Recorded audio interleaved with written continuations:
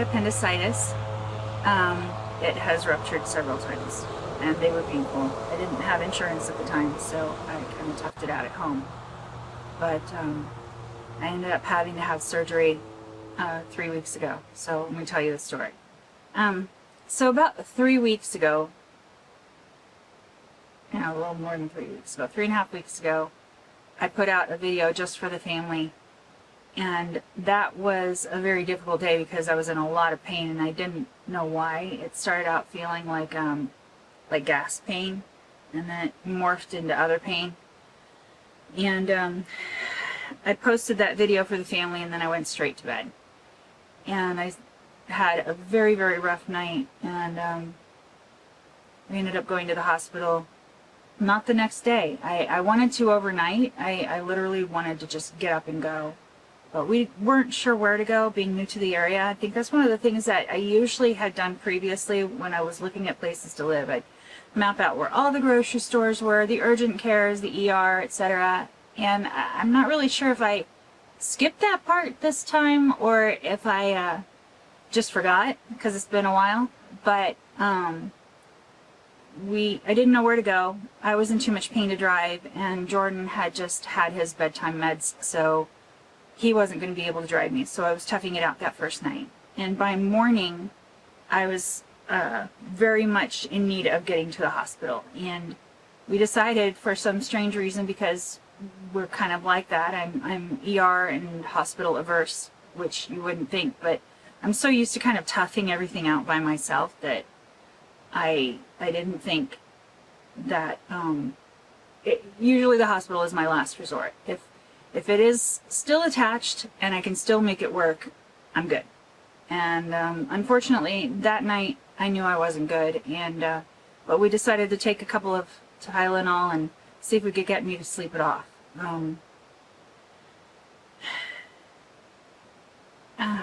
Sorry, just a little green. I did sleep the whole day. And Jordan came in and checked on me because he was worried, because I don't usually sleep until 5 p.m.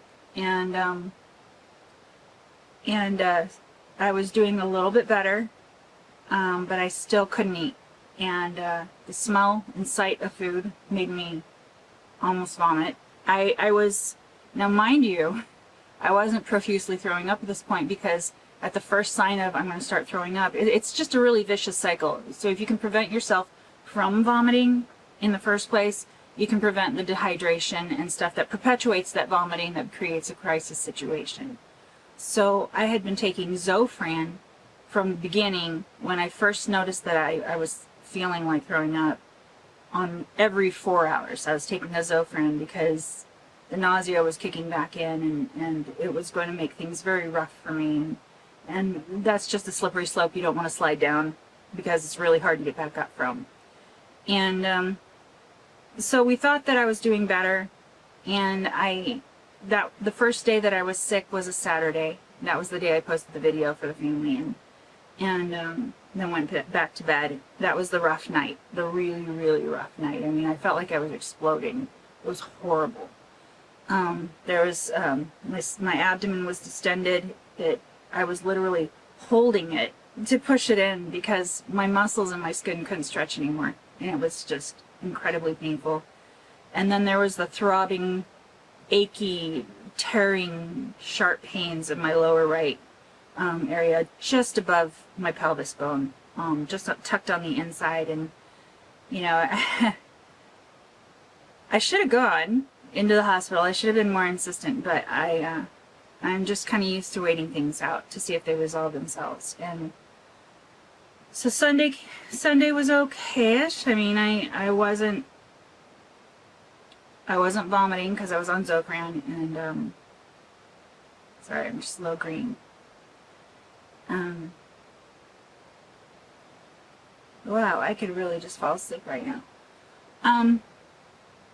So anyways, the short of it is that on Monday morning I woke up, and Jordan had been watching me decline and go through this, and he was in a med school program in high school. It was a gifted group that got to do pre-med work through their high school, and he's just really cool. I love that guy. I love him. He's so smart and wonderful. Best husband ever. I know some of you will disagree because you have the best husband ever too, but he's the best ever husband for me. That man.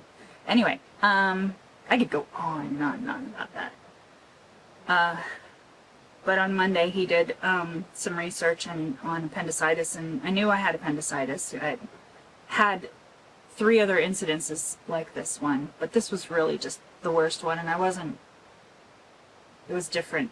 It was just worse. And sorry, green.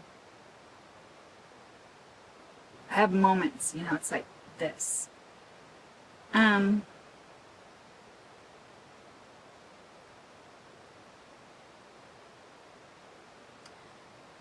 So he did some palpitations and didn't tell me what to expect, and I responded in just the ways, in terms of pain, that he expected for appendicitis. And so he said, okay, get dressed, we're going into the hospital. So we went in at, we arrived at the hospital at, what time was it? I think we got there at 4:30 p.m. I was in surgery at 3:30 the next morning, Alaska time, and I came home at 1:30. They said that, so an appendix, a healthy appendix, is about the size of a 3-inch French fry. It's such a small organ. It's amazing how much pain and life-threatening situations it can put you in, but they said it came out looking like a scarred chicken nugget, and I imagine with the length of it, I'm thinking like one of those Burger King ones that's kind of long, you know? So, but yeah, it came out looking like a scarred up chicken nugget, they said, and it had been ruptured before. No, I kind of knew that, which is another reason why I kind of thought maybe I could tough it out, because I'd been through it before. But this was just different. It was worse. I'd had a fever and chills, and it was just, I don't think my other ones came with a fever. They just, well, they might have, but I had a fever and chills, and it was just really in bad shape. So, came home, recovery went really well. After about a week, I hit this 1-week mark, and I was up and around. I was getting back to try to catch up on dishes, and I was on solid food after about 5 days, and it was going really well. And then, being the way that I am, I'm an elephant. I'm not a mouse. I try to charge through everything all at once instead of trying to pick at stuff. So I was ready to just kind of put life back together. And after a week of surgery, I was down getting water, and we've got this 60-gallon water bladder in the back of the truck, and I'm filling that and hopping up into the back of the truck, which, if you know me, I'm really short, and the truck comes up to my rib cage. So hopping up in there wasn't the easiest thing, and it was definitely not the best thing. So the next day I was very sore, very nauseated, back on pain meds. I was off pain meds after 2 days. I think the 3rd day I just was on Tylenol. But I had a lot of trouble with the narcotics that they give you. I can't remember what it's called. Oxycodone. I throw up a lot with that. So there's only so much of that I can handle before it's counterproductive. So yeah, the second week I just made myself stay as down as possible, to rest and recover. And then the 3rd week I have had intermittent ups and downs. The thing is that when you're engaged in things like we are, building the driveway and trying to get up to the property, when you're building something like that, you have to be on site a lot. And I have had to be on site almost every day for the last 2 weeks. So, is it 2 weeks? Something like that. Week to 2 weeks. I'm really disoriented right now. So, I've had to get out and go and do stuff, and because I am the way I am, of course I have to be productive. And so I take a lot of footage and drone footage. I can sit in the truck and do the drone and stuff. But I can't get out there, and I can't. Give me a sec. I can't get out there and walk the driveway, and I can't do a lot of stuff, but I can do drones. The other problem that we've had is that because we've had to move from the cul-de-sac right after surgery, like it was a week after surgery, and we're packing up the RV and moving, and it was really, really inconvenient. Bad timing, very bad timing, and that took a few days to recover from, and so we're now in it's a camping spot, but it's a very busy one. We're off of a very busy road. Since we've moved from our spot, the showers are very difficult to come by. And so we do a lot of spot washing and stuff, and I'm really behind on the cleaning, and I feel like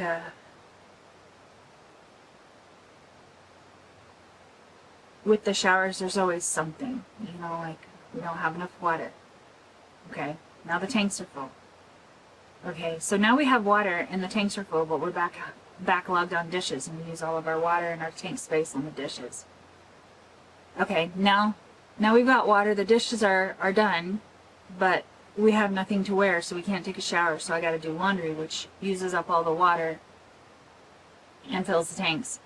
So now we go get more water, but we've moved, and now there's no place to dump the tanks, so we can't take a shower because it'll fill the tanks like that, and we have no place to dump them. So we're basically in just survival mode right now. We run the sink only for survival-y things. So like there's bathing with washcloths and stuff like that, but there's no great ability to stick your head under the sink. That's one of the jobs that I want to do right now, is get myself a little less green somehow and find a way to take a shower, because I have not had a shower since my surgery. I took a shower at the hospital right before I went in, and so it's been 3 weeks. It's been 3 weeks since my shower.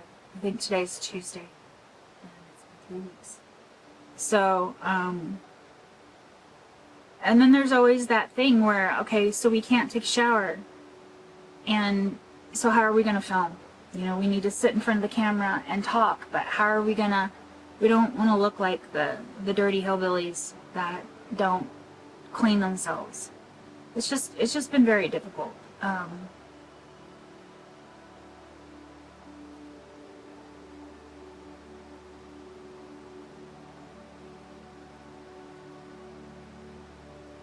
That's not what this is. Not quite. There's no crying.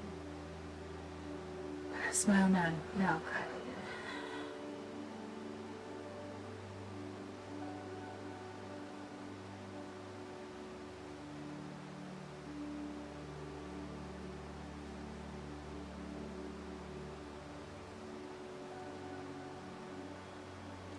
Yeah, so we're very much in survival mode right now. So I want to tell you a little bit about how I am. I mean, a lot of you that are watching are family, and you know who I am.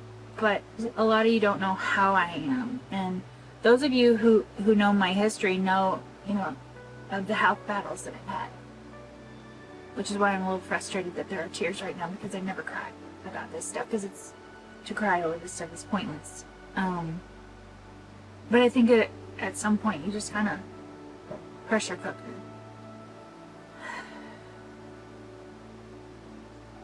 How I am, I do not like pity. And I do not like the "I'm so sorry you're going through this" kind of stuff. And I don't like poor babies. Because life is hard, and it's hard for everyone, and everyone goes through their own things. And this is just, my health is just one of my struggles. And in fact, I would have to say it's probably my only struggle. And as far as life struggles go, I'm okay with that. I'm okay with that. I have an amazing husband, and we are set out on an amazing journey. And we knew it was going to be difficult. We knew there were going to be challenges in logistics and getting the driveway and building a house, and we knew it was going to be tough, that I'm the one that's going to build the house because of my health. And we knew all of this, and we accepted it, and it was worth it. And that's the take home here. All of this is worth everything that we're doing. I just wanted to let you know that we're still here. We're still taking footage, but we haven't been able to be in front of the camera because of this. And you know, that's not the message that we want to convey to people, and that's not the image that we want to portray. But you know, the reality is this is our lives right now, and I guess that's what we signed up for in making these videos, and to show the good and the bad and the ugly and the dirty hair. So so yeah, don't feel sad for me. Don't feel like you need to say, I'm so sorry you're going through this or whatever, because I really, I don't want that. Because you're going through stuff too. Every one of you is going through stuff. Whether people know about it or not, life is just hard. And I would rather say to you, you can do this. You can get through this. It's going to be hard, but everything that you go through makes you stronger in the end, and you don't feel like it, and you don't really want it. You'd rather take the weakness over the pain. I'd rather be weak than go through that. And I learned a long time ago that pain has some glorious side effects. Embrace the pain that you're going through, and embrace every lesson. Just keep doing your best. Keep making the best decisions that you can. Learn what you can from every ordeal, so that the next time something happens, and something will happen, and something will go wrong, and people will fail you, and life will fail you, the government will fail you, everything will fail you, nature will fail you, you will fail you. And when that happens, you gotta just take what you can from it, keep your chin up, and keep moving forward. And that's what I'm about. I am not a wallower, and I don't entertain wallowing, so you won't see that here. But I just want to let you know what's going on, and you know, hang in there, everybody. We'll all get through this, and it'll be glorious. Because we're working towards something. We're all working towards something. And it'll be glorious when we get to where we're going. So, anyway, be smart, be relentless, be wise, and above all, be kind. Be kind. I love you guys, and my mission today is to take a shower. I was going to try to go to the grocery store and do a pickup order, and I'm not sure I can drive that today. But we'll see. We'll see. Anyways, I love you. Car's coming. Bye-bye.